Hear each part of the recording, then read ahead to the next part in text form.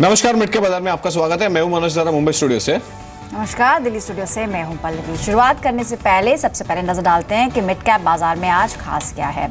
सरकार गरीबी रेखा से नीचे परिवारों के लिए सब्सिडी खत्म करने का ऐलान जल्द ही कर सकती है। जी बिजनेस की सुपर एक्सक्लूसिव खबर आपको बताएंगे और साथ ही जियो और दूसरी टेलीकॉम कंपनियों के बीच झगड़ा बढ़ता जा रहा है। सीओआई ने पीएमआई को इस बारे में एक चिट्ठी भी लिखी है। निफ्टी 9000 का लेवल छुएगा या नहीं और बाजार में कमाई के मौके कहाँ हैं, ये आज के शो में हम आपको बताएंगे।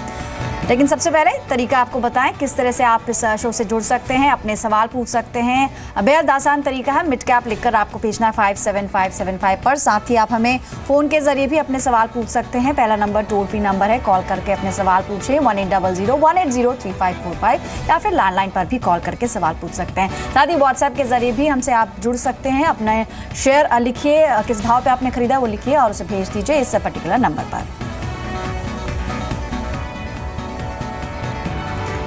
चलिए, फिलहाल अगर नजर डालें बाजार पर तो एक सुस्ती यहाँ पर देखने को मिल रही है, यानी कि कल की जो रैली थी उसके बाद एक कंसोलिडेशन यहाँ पर देखने को मिली है। फिलहाल निफ्टी लाल निशान में नजर आ रहा है, लेकिन Sensex almost flat. Small cap mid cap की बात करें तो वहाँ हल्की खरीदारी स्मॉल कैप में देखी जा सकती है।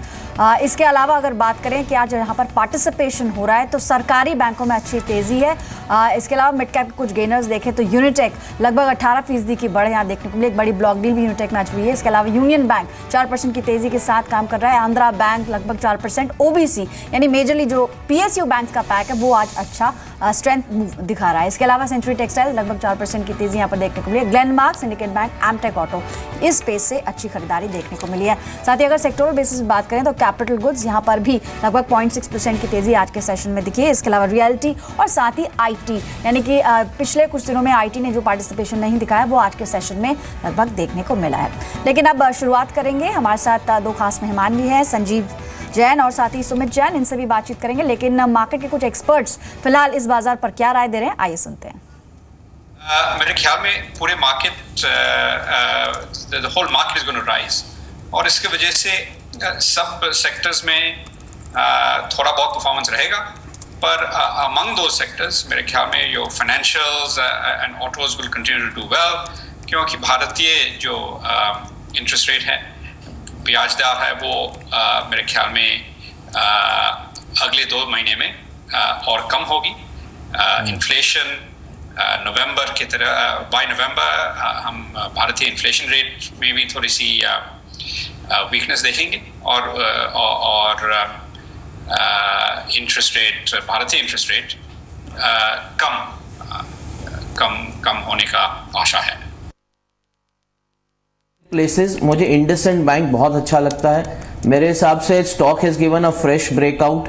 अगर आप 1220 के नीचे नहीं जाते हैं तो definitely there are big chances of to capture 1265 1270।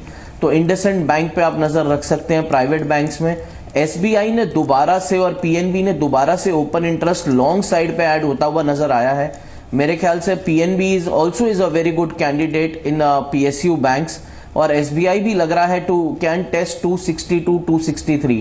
तो प्राइवेट बैंक्स में इंडसइंड बैंक और पीएसयू बैंक्स में एसबीआई, ये दोनों पे डेफिनेटली नजर रखनी चाहिए। श्योर, आपने सुना ये मार्केट एक्सपर्ट और यहाँ से लेके पहले कॉलर को इनकॉर्पोरेट कर लेते हैं। मिस्टर करण ने हमें कॉल किया हुआ है गुरदासपुर से। नमस्कार करण, आपका सवाल पूछिए।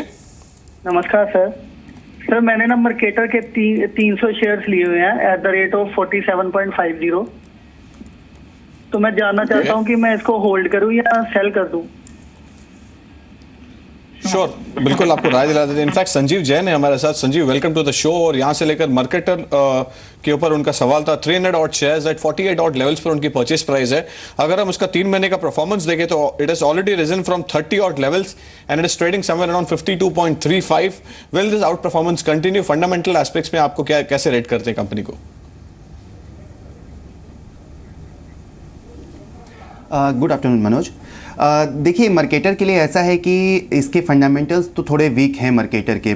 आप देखिए, डेट का कंसर्न कंपनी के साथ चल रहा है और लॉस मेकिंग कंपनी है, तो बेटर स्ट्रैटेजी यहाँ पर ये होगी कि इन्हें यहाँ पर प्रॉफिट बुक कर लेनी चाहिए और एक अच्छी और वेल फाइनेंशियल कंपनी में स्विच कर लेना चाहिए। जी, बहुत बेहतर विकल्प नहीं लगता है, आप मार्केटर से एग्जिट करें, यही आपको सलाह दी जा रही है। आज लगभग आधा % तक की गिरावट देखने को मिली है। अगले दर्शक है सोनिया अरोड़ा जुड़ी हैं मुंबई से। नमस्कार सोनिया, गुड आफ्टरनून, बताइए क्या सवाल है आपका। सोनिया, आप सुन पा रही हैं? हेलो, हाँ जी, गुड आफ्टरनून, बताइए कौन सा स्टॉक लिया है आपने? Good afternoon ma'am. मेरे पास 500 शेयर्स हैं डीबी रियलिटी के, Okay. 50.35 के रेट पर। तो कितना लंबा इसको रखना चाहिए ताकि मुझे प्रॉफिट्स आ जाए? ओके, आप किन लेवल्स को अगर आप टारगेट करें, कितना समय आप इसे रख सकती हैं और कब से होल्ड किया हुआ है? मैं रख सकती हूँ इसको, 1 साल तक रख सकती हूँ।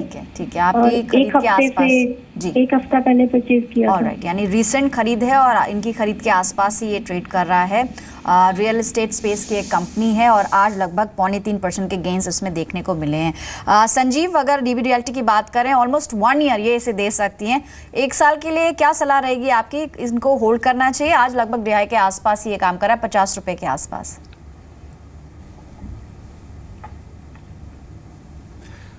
देखिए पल्लवी, लाइक डीबी रियलिटी के लिए मेरा कॉल होगा कि यहाँ से ये एक अच्छी कंपनी में स्विच कर जाए तो बेटर होगा, क्योंकि आप कंपनी के फाइनेंशियल्स को देखिए, फाइनेंशियल्स बिल्कुल ही कंपनी के वीक हैं और लॉस मेकिंग कंपनी है। अभी रिसेंटली कंपनी के ऊपर कुछ कुछ होम बायरों ने कुछ महाराष्ट्र में केस भी दर्ज किया है, वो डिले कर रही थी होम प्रोवाइड करने में। तो देखिए ये सब ऑलमोस्ट कंसर्न चल रहा है, तो बेटर स्ट्रैटेजी ये है कि ये गुड फाइनेंशियल कंपनी में एक स्टेबल स्विच कर जाए तो बेटर होगा।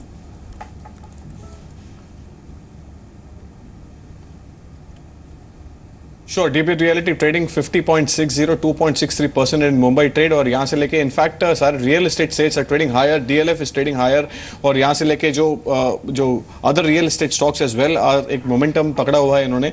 एंड मूविंग ऑन, अगले कॉलर है हमारे साथ मिस्टर आर के गुप्ता फ्रॉम कानपुर। नमस्कार, आपका सवाल पूछिए।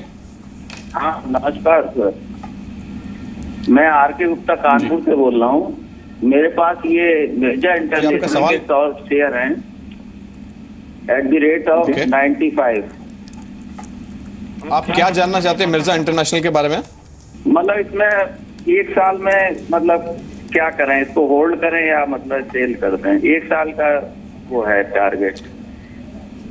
जी बिल्कुल, आपको राय दिला देते हैं। इनफैक्ट मिर्जा इंटरनेशनल संजीव, यहाँ पे 100 ऑड शेयर्स है, 95 ऑड लेवल्स पर उनकी परचेज प्राइस है। काफी वॉलेटाइल स्टॉक है, it always trades in a range, और यहाँ से लेके एक स्पाइक भी देखने मिला है हमने लास्ट 2-3 दिन में इस शेयर्स में। Fundamentally is there any aspect you want to add, और आप ये शेयर में से अवॉइड लिस्ट में डालना चाहेंगे? देखिए मिर्जा इंटरनेशनल के लिए मेरी इन्हें होल्ड कॉल की सलाह होगी।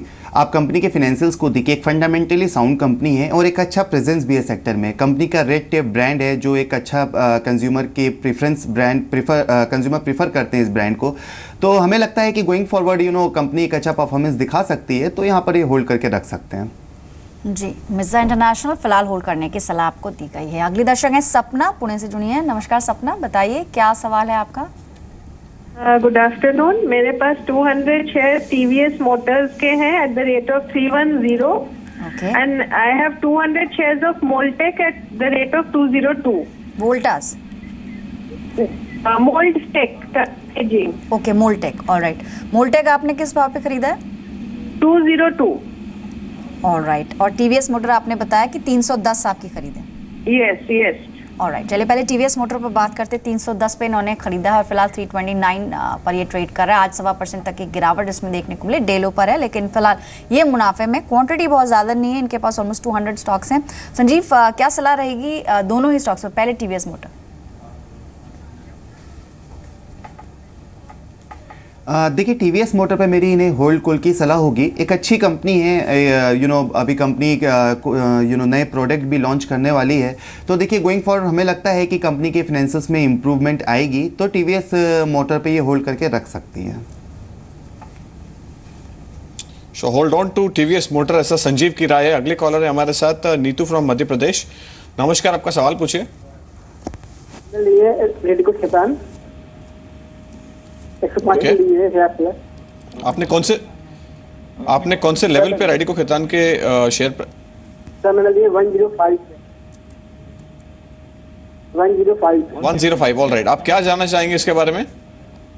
सर मैं रखूंगी नेट बेस को। सर मैंने लिए 105 के लिए है। सकते हैं। श्योर, आप जी बिल्कुल।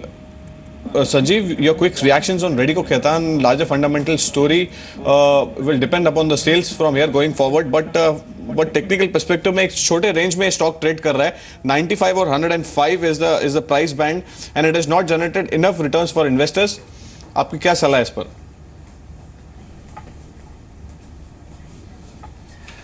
देखिए मनोज, जैसा कि आपने बताया कि टेक्निकल पर्सपेक्टिव में एक रेंज बाउंड में ये कंपनी ट्रेड कर रही है, और तो बेटर स्ट्रेटेजी यहाँ पर ये होनी चाहिए कि एक अच्छी कंपनी में स्विच कर जाएं और अपना नज़रिया लंबा रखें। तो बेटर होगा कि एक PSU बैंकों में स्विच करें और मिनिमम 2 साल का नज़रिया रखें, तो इन्हें एक अच्छा रिटर्न मिल सकता है। निफ्टी ऑलमोस्ट फ्लैट 8941 के लेवल्स पर। सेंसेक्स भी महज 22 अंकों की बढ़त के साथ फिलहाल फ्लैटिश ही कामकाज कर रहा है। लेकिन अब बात करते हैं कमोडिटी एक्सचेंज से जुड़ी खबर की। MSCI में हिस्सा बढ़ाने वाली है MCX और लगभग 15 करोड़ के राइट्स इशू के जरिए निवेश करने जा रही है। सूत्रों के हवाले से एक खबर मिली है और इस पर ज्यादा जानकारी के लिए तरुण शर्मा के पास चलते हैं। तरुण, अभी मौजूदा हिस्सेदारी कितनी है MCX में MSCI की, और साथ ही अगर आगे किस तरह की अपडेट्स आपको मिल पा रही हैं और एग्जैक्टली क्या खबर है पूरी? बिल्कुल, मैं बताना चाहूँगा कि MCX की अभी 3.99% हिस्सेदारी है MSCI में, लेकिन एक out of the court settlement हुआ था जिसमें MSCI जो metropolitan stock exchange of India है वो MCX को 15 करोड़ रुपए देने वाला था। लेकिन अब MCX जो ये 15 करोड़ है ये वापस MSCI में राइट इशू में भाग लेकर वहाँ पे अपना स्टेक बढ़ाएंगे, और जब राइट इशू के बाद जो स्टेक है 15 करोड़ के निवेश के बाद 15% हो जाएगा यदि 100% राइट इशू सब्सक्राइब होता है। लेकिन MCX ने मन बना लिया है कि जितना भी यदि सब्सक्रिप्शन MSCI में राइट इशू का होता है उसी हिसाब से उसी पोर्शन में MCX वहाँ पे अपनी हिस्सेदारी बढ़ाएगा। तो लिहाजा जो 15 करोड़ रुपए का कैश MCX में आने वाला था वो हम आते हुए नहीं देखेंगे, और ये पैसा MSCI में अपनी इक्विटी होल्डिंग बढ़ाने के लिए यूज़ किया जाएगा। श्योर तरुण, जैसे आपने बताया कि एक out of the court settlement हुआ है, but if you can just give us a background, last week एक लार्जर स्पेकुलेशन थी कि MCX will receive this 15 crore. Who has initiated talks? If you can just highlight that as well. Manoj, मैं बताना चाहूँगा कि एक out of the court settlement हुआ था जिसमें यह था कि जो वारंट्स हैं वो इक्विटी में कन्वर्ट हो जाएंगे 26 करोड़ के, और 15 करोड़ रुपया MSCI MCX को देगा। लेकिन उसके बाद जो बातचीत हुई, क्योंकि अभी राइट इशू ओपन है MSCI का 9 सितंबर को क्लोज होना है, तो उससे पहले जो MCX है अब वो MSCI में अपना जो स्टेक है वो बढ़ाने जा रहा है, और इस स्टेक को यहाँ पे 15 करोड़ का जो निवेश है वो किया जाएगा, जिससे ये 15% की हिस्सेदारी MCX की MSCI में हो जाएगी।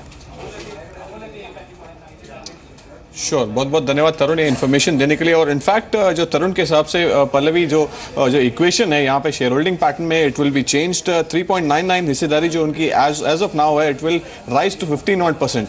बट वाइडर स्पेकुलेशन जो था मार्केट में last week, it will receive 15 but it will not receive although he has to spend और utilise the 15 odd crores. This is a big, in fact MCX is trading lower, 988, 0.74% lower. In fact Sanjeev, आपने खबर सुनी और यहाँ से लेकर fundamentally MCX पर आपको क्या व्यू है? If there is any comment you want to offer on this? देखिए मनोज, जैसा कि MCX अब कैश में कैश नहीं लेगी और उसके बदले अपनी हिस्सेदारी MCEI में बढ़ा देगी, तो देखिए कहीं ना कहीं एक ये अच्छी न्यूज़ ही मैं मानता हूँ, क्योंकि आप स्टॉक एक्सचेंज की बिजनेस करते हो, दूसरे स्टॉक एक्सचेंज को भी में भी अपनी हिस्सेदारी बढ़ाते हो, तो गोइंग फॉरवर्ड मुझे लगता है कि जो अदर स्टॉक एक्सचेंज है MSCI, उसकी भी प्रॉफिटेबिलिटी में आपका काफ़ी परफॉर्मेंस में आपकी हिस्सेदारी बढ़ जाती है। तो एक पॉजिटिव न्यूज़ के पॉजिटिव डिसीजन के हिसाब से इसे देखा जा सकता है। जी, चलिए कुछ और दर्शकों के सवाल शामिल करते हैं। इस वक्त फोन लाइन पर हमारे साथ अगले दर्शक हैं हरि किशोर, आगरा से जुड़े हैं। गुड आफ्टरनून हरि किशोर जी, बताइए कौन सा स्टॉक चुना है आपने? मैडम मेरे पास कर्नाटका बैंक के 100 शेयर हैं 151 के रेट पर, और मैडम एक कोल इंडिया है मेरे पास 375 का 100 शेयर। कोल इंडिया 275 पे आपने लिया है और कर्नाटक बैंक 151 पे। जी मैडम।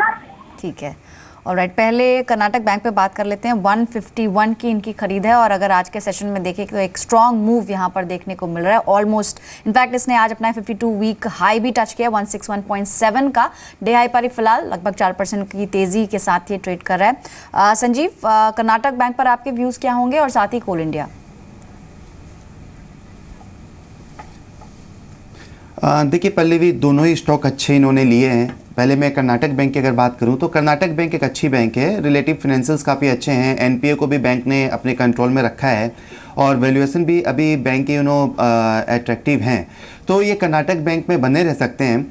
अगर मैं कोल इंडिया की बात करूं तो देखिए कोल इंडिया एक अच्छी कंपनी है और गवर्नमेंट का फोकस है पावर सेक्टर में और कोल माइनिंग सेक्टर में, तो डेफिनेटली कोल इंडिया को कहीं ना कहीं गोइंग फॉरवर्ड गवर्नमेंट के मूव से एक फ़ायदा हो सकता है। तो दोनों ही कंपनी काफ़ी अच्छी है और ये दोनों में होल्ड करके रख सकते हैं। आज रात 10:30 बजे आईफोन 7 और आईफोन 7 प्लस लॉन्च होगा। दुनिया भर में लोगों को इसका जबरदस्त क्रेज है और हमेशा ही ये देखा गया है कि लॉन्च से पहले लंबी लाइनें लगाकर लोग आईफोन के लिए खड़े रहते हैं। जिस तरह का क्रेज आजकल जियो के लिए भारत में देखा जा रहा है, उसी तरह का कुछ नजारा होने वाला है।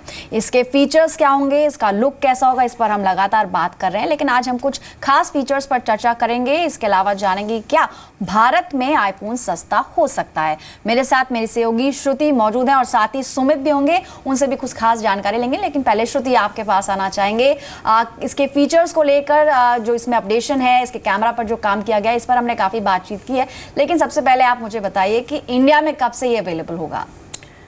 बिल्कुल पल्लवी, और आज वो स्पेशल डे आ गया है जब सभी को बेसब्री से एप्पल के आईफोन का इंतज़ार है। आज इंडियन स्टैंडर्ड टाइम के मुताबिक 10:30 बजे से रात को अब आईफोन लॉन्च हो जाएगा और जी बिजनेस पर ही हम ये खबर सभी को दिखाते रहेंगे। और बात अपने करी अवेलेबिलिटी की, जो कि पहला क्वेश्चन रहता है जैसे ही आईफोन लॉन्च होने वाला होता है या हो जाता है कि इंडिया में वो कब आएगा। मैं आपको बता दूं कि वेरी सरप्राइजिंगली पहली बार ये ऐसा आईफोन होगा जो इंडिया में लॉन्च के 15 से 20 दिन बाद तक आ जाएगा। और उसका सिंपल रीजन यही माना जा रहा है क्योंकि काफी सारे मैन्युफैक्चरर्स अब चाइना से भी इंडिया में आ रहे हैं अपने फोन लेकर सस्ते दामों में, तो एप्पल अपनी मार्केट खराब नहीं करना चाहता इस वजह से कि वो देरी से इंडिया में फोन भेज रहे हैं। तो उनका टारगेट यही है कि वो जल्द से जल्द इंडिया में भी इसे अवेलेबल कराएं और माना जा रहा है कि by first week of October यानी दिवाली से भी काफी पहले आईफोन 7 और 7 प्लस भारत के रिटेल स्टोर्स में मौजूद होगा। और साथ ही साथ प्राइस की भी बात की जा रही थी कि क्या वो सस्ते होंगे, क्योंकि अब पिछली बार टिम कुक जब प्रधानमंत्री नरेंद्र मोदी से भी मिले थे तो पीएम ने यही सबसे पहले उनसे कहा था कि मैन्युफैक्चरिंग का क्या है, अगर इंडिया में वो मैन्युफैक्चर होने शुरू हो जाएंगे आईफोन तो इसकी कयास लगा रही जाए है कि वो चीपर हैंडसेट्स होंगे और सबको अवेलेबल हो पाएंगे। लेकिन टिम कुक ने भरोसा जरूर दिलाया कि एटलीस्ट 2-3 साल में ये फैसला लिया जाएगा, क्योंकि फिलहाल सेलुलर इंफ्रास्ट्रक्चर अभी इतना ठीक नहीं है भारत का, तो थोड़ा टाइम लगेगा कि अब मैन्युफैक्चरिंग भी इंडिया में शुरू हो जाएगी आईफोन की। श्रुति, ever since ये न्यूज़ जब से आई है आईफोन 7 लॉन्च पे, you have been all over the news and but the improved 256 GB space iPhone 7, what is the most important feature इसमें आप देखते हैं? और यहाँ से लेके improved camera, it's rumored to be a 12 MP camera, if you can just highlight that or you can just clear the air as well. जी बिल्कुल मनोज, ये पहले से ही अब बातें लगाई जा रही हैं, अटकलें लगाई जा रही हैं कि इस बार जो आईफोन आएगा उसमें डुअल कैमरा होगा। मैं आपको बता दूं ये कि एक नया ट्रेंड अब स्मार्टफोन्स में शुरू हो रहा है, जहां हुआवे में अभी कुछ ही समय पहले अपना dual camera phone Huawei P7 launch किया था और उसी के चलते अब ऐसा कयास लगाई जा रही है कि आईफोन में जो आईफोन 7 है उसमें आपको 12 मेगापिक्सल के 2 कैमरास बैक साइड में दिए जाएंगे, जो कि फोटोग्राफर्स के लिए एक डिलाइट होगा। लो लाइट में एक कंप्लेन थी कि आईफोन हमेशा से ही जब लो लाइट में पिक्चर्स खींची जाती हैं तो प्रॉब्लम होती है, उसको भी अब इसमें सॉर्ट किया जाएगा। और साथ ही साथ काफी सारे फीचर्स है। 3.5 mm हेडफोन जैक जो है जिससे आप हेडफोन्स लगाते हैं, उस पॉइंट को अब हो सकता है आईफोन हटा दे, क्योंकि अब जहां से आप फोन को चार्ज करते हैं वहीं से आपके हेडफोन भी प्लग इन होंगे। श्रुति, जैसे आपने मेंशन किया कि जब मुलाकात हुई थी प्रधानमंत्री मोदी से टिम कुक की और उन्होंने मैन्युफैक्चरिंग यूनिट को लगाने को लेकर संकेत दिए थे, लेकिन फिर भी अगर हम समय के हिसाब से सोचें तो कितना लंबा इंतजार करना होगा कि आईफोन का एक मैन्युफैक्चरिंग यूनिट यहाँ हो और जिसकी वजह से कीमतें थोड़ी कम हो जाएं? देखिए पल्लवी, एक तरह से जब टिम कुक आए थे उन्होंने नींव तो रखी दी कि जब बैंगलोर में उन्होंने अपना एक ऐप डेवलपमेंट यूनिट अनाउंस किया था और साथ ही साथ एप्पल मैप्स का भी एक ऑफिस खोल दिया हैदराबाद में, जिसमें उन्होंने एटलीस्ट अप्रॉक्सीमेटली $25 बिलियन इन्वेस्ट किए हैं। तो नींव तो रख दी गई है। वो भारत आए थे, वो इसी रीजन से आए थे क्योंकि वो गेज करना चाहते थे कि भारतीय मार्केट में एप्पल आईफोन का स्टैंड क्या है और कहाँ तक वो पहुंचा। और वेरी सरप्राइजिंगली कि काफ़ी अच्छे नंबर्स आए थे और यही कारण है कि वो अब चाहते हैं कि मैन्युफैक्चरिंग भी अभी इंडिया से हो, लेकिन जैसा कि मैंने आपको बताया इंफ्रास्ट्रक्चर, सेलुलर इंफ्रास्ट्रक्चर और साथ ही साथ बेसिक असेंबलिंग जो है अभी भारत में एज पर अदर कंट्रीज इतनी अच्छी नहीं है। तो बाय द टाइम 2-3 साल में जब स्थिति सुधरेगी तब मैन्युफैक्चरिंग यूनिट्स का यहाँ पर जरूर शुरुआत हो जाएगी। साथ ही साथ होली एप्पल ओन स्टोर्स भी खोलने की बात हुई है, जहाँ जैसे बाकी कंट्रीज में भी आप देख सकते हैं कि स्टैंड अलोन स्टोर्स हैं एप्पल के काफ़ी खूबसूरत, वो भी अब यहाँ पे खुलना शुरू हो जाएंगे और उसकी भी एक तरह से मैं कहूँ तो नींव रख दी गई है। Sure, Shruti. But in fact, Sumit, if you can just elaborate on that, iPhone ने Apple की किस्मत बदल दी है और यहाँ से लेकर if we'll highlight 10,000 crore dollar की जो कंपनी है, that has become or already 50,000 odd crores की कंपनी, इसके पीछे का सक्सेस स्टोरी क्या है? If you have some research to back it with. शुक्रिया मनोज। देखिए, एक फ़ोन से सिचुएशन कैसे बदल सकती है वो आपके सामने रखने की कोशिश करते हैं। 2007 में आईफोन पहली बार लॉन्च हुआ 29 जून 2007 को और 2008 में पहली बार सेल्स के फिगर जारी किए गए। तब करीब करीब 38 लाख आईफोन बेचे गए थे उस ड्यूरेशन में और उस समय जो आईफोन था वो इतना सोफिस्टिकेटेड नहीं था, इतना अब हो चुका है। लेकिन over a period of time 9 साल की ड्यूरेशन में अगर बात करी जाए तो आईफोन की बिक्री 38 लाख फ़ोन से बढ़ के सीधे 100 करोड़ के आसपास पहुंच चुकी है। यानी कि सालाना बिक्री जो आईफोन की है वो 100 करोड़ फ़ोन्स के आसपास की है, प्लस 200 करोड़ का 2020 का लक्ष्य भी है। यानी कि एक बड़ा एग्रेसिव टारगेट के साथ आईफोन अभी भी कामकाज कर रहा है। उनको लगता है कि डिस्पाइट इतने स्टिफ कंपटीशन के वो अभी भी इतनी आसानी से इस लेवल को एग्जीक्यूट कर पाएंगे। वहीं इसकी मार्केट कैप की बात करें तो एक समय में जहां 111 बिलियन डॉलर की इसकी मार्केट कैप होती थी वो आज 590 बिलियन डॉलर की हो चुकी है। यानी करीब करीब इसकी मार्केट में कैप में भी एक जोरदार इजाफा देखने को मिला और करीब 530% एप्पल का जो शेयर है वो भी बढ़ता हुआ दिखाई पड़ता है। जोरदार उछाल रोकना चाहेंगे। फिलहाल बीएचईएल के नतीजे आ चुके हैं और Q1 का जो मुनाफा है करीब 78 करोड़ के आसपास रहा है। 50 करोड़ से बढ़कर मुनाफा 77.8 करोड़ रुपए रहा है। फिलहाल अगर स्टॉक की बात करें तो लगभग 5.5% की बढ़त आज के सेशन में देखने को मिली। मेरे सहयोगी संदीप मौजूद भी हैं, उनसे जानेंगे फर्दर फिगर्स आने से पहले, लेकिन बिक्री पर भी नजर डाल लेते हैं। लगभग 4,280 करोड़ से बिक्री बढ़कर 5,500 करोड़ के आसपास रही है। यानी अनुमान की अगर बात करें उससे कुछ अलग लग रही हैं फिगर्स। और फिलहाल एक स्पाइक भी स्टॉक में देखने को मिला, लगभग दिहाई पर 8 रुपए की मजबूती के साथ 146 रुपए के आसपास बीएचईएल का स्टॉक काम करते हुए 5,523 करोड़ इस क्वार्टर में बिक्री रही है।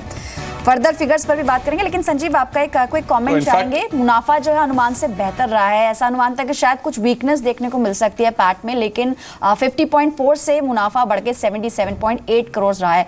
यानी कि एक सब्सटैंशियल जंप आया और फिलहाल स्टॉक में भी इसका रिएक्शन देखने को मिला। लगभग 8% का तेजी यहाँ पर देखी जा सकती है। यानी घाटे का अनुमान था, उसके मुकाबले जो नंबर्स है बेहतर लग रहे हैं, इसीलिए शेयर में एक स्पाइक भी देखने को मिल रही है। संजीव आपके कमेंट्स क्या होंगे बीएचईएल पर?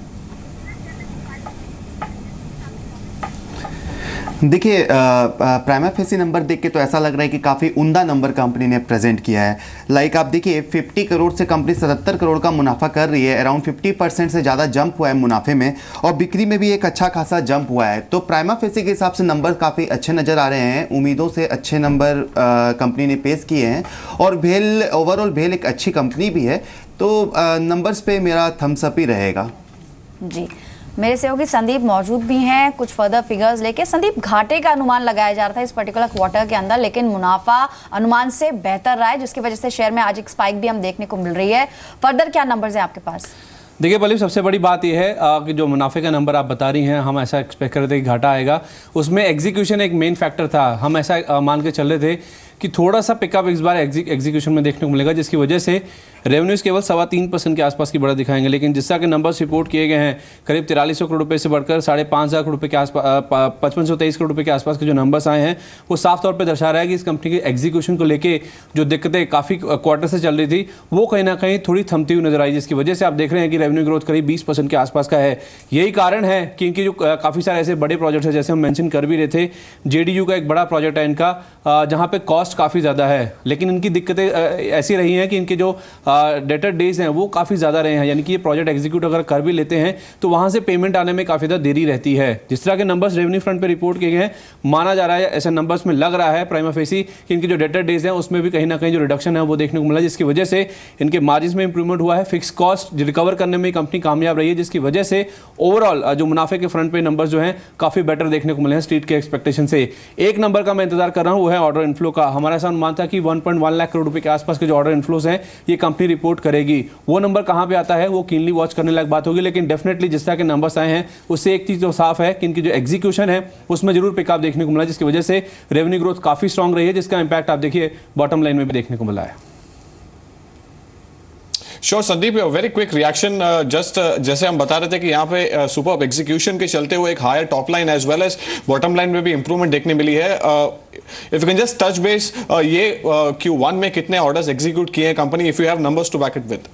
देखिए मेरे पास नंबर्स तो नहीं है, मेरे पास प्राइमा फेसी जो नंबर्स आए हैं और उन्हीं के बेसिस में आपको ये बता पा रहा हूँ कि एग्जीक्यूशन में पिकअप आया, जिसकी वजह से रेवेन्यूज में बढ़त देखने को मिली है। लेकिन मैं आपको ये बता रहा हूँ कि 1.1 लाख करोड़ रुपए के आसपास का टोटल ऑर्डर इनफ्लो का जो एस्टीमेट है वो बाजार मान के चल रहा है, और इस बार ऐसा कुछ एक एनालिस्ट ऐसा मान रहे थे कि शायद महज 2,500 करोड़ रुपए के आसपास के जो ऑर्डर इनफ्लोस हैं वो इस तिमाही में देखने को मिलेंगे। तो वो जो नंबर है वो काफ़ी कीनली वॉच करेंगे सारी एनालिस्ट फर्टिनिटी कि किस तरह के जो ऑर्डर्स हैं वो इस कंपनी रिपोर्ट कर रही है। लेकिन डेफिनेटली कॉन कॉल में ये भी देखना काफी इंपॉर्टेंट होगा कि क्या ये जो एग्जीक्यूशन का ट्रैक रिकॉर्ड है ये क्या रेकरिंग है, आगे भी इस तरह का जो ट्रैक रिकॉर्ड है कंपनी मेंटेन कर पाएगी।